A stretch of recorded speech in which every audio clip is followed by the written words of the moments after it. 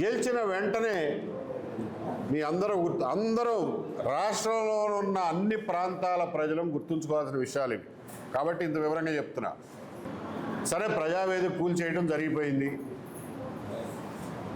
డిసెంబర్లో అసెంబ్లీ సెషన్లో కొత్త పాట మొదలెట్టారు. ఒక రోజున సడన్గా మీ అందరికి గుర్తుండే ఉంటుంది, ధర్మాన ప్రసాదరావు గారితో ఎత్తారు ఈ టాపిక్.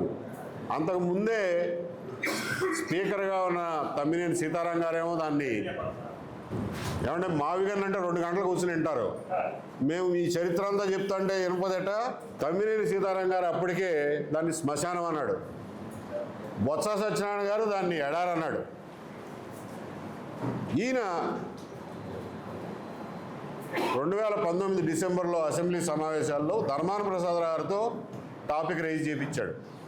ఏంటంటే అమరావతిలో రాజధాని కడితే మిగిలిన ప్రాంతాలన్నిటికీ అన్యాయం జరుగుతుంది, అత్యంత వెనకబడి ఉన్న ఉత్తరాంధ్రకు అన్యాయం జరుగుతుంది అని చెప్పి ఒక రోజున స్పీచ్ ఇప్పించాడు. ఏంటి ఇదేదో కొత్తగా మాడుతున్నారు అనుకున్నాం.